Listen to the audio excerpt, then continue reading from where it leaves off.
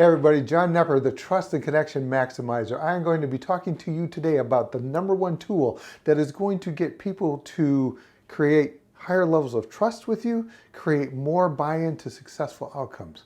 The number one tool, I'm going to tell you what that is right now. It is called the art of engaged conversation. The art of engaged conversation. The better we can communicate with our people, with our teams, with our teachers, with our staff, our community, the more they're going to get the idea that we want them to buy in. We want and value their contribution. And we do that through conversation. And we do it best through the art of engaged conversation. Now, there is a way to create that conversation that works like this. You have to ask, and here's the trick, here's the tip. You have to ask open-ended questions. Open-ended versus closed questions. Now, closed-ended questions are simply things that get a yes or no response. Do you like pizza? Pizza. Yes, no. Did you like the movie last night? Yes, no. It's closed because the conversation can't go any further because there's no follow-up.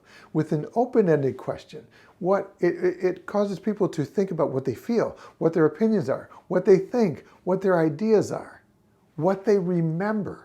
And it gets them to go way beyond yes and no. Now, generally, we get to those open-ended questions by asking what and how. What did you think about the movie last night? What are your favorite ingredients on pizza? What are your other favorite foods? How can we make what we're doing with our organization better? How can we connect better with our students? How can we connect better and make our community feel like they're welcome here? What are your ideas? How and what work really well to ask open-ended questions?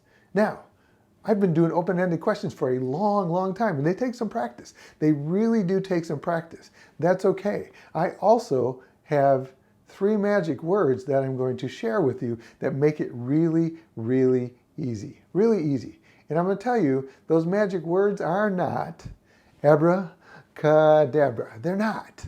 They are simply this. Tell me more. Tell me more. It's amazing how well that works. I was doing this with a group of nurses in Wisconsin at a nursing convention.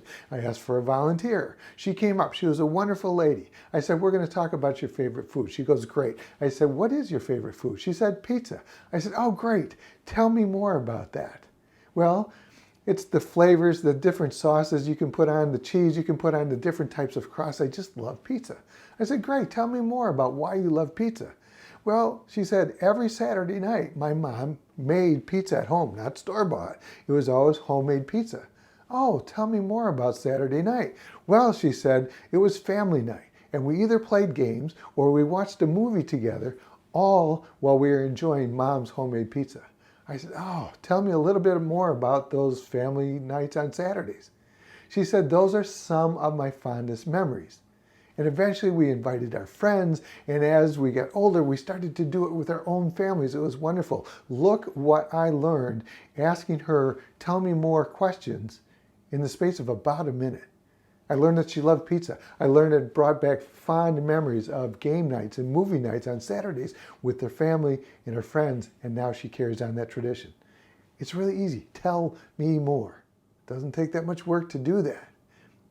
Now, I'm going to be talking about tell me more. I'm going to be talking about open-ended questions. I'm going to be talking about the rules for the art of engaged conversation.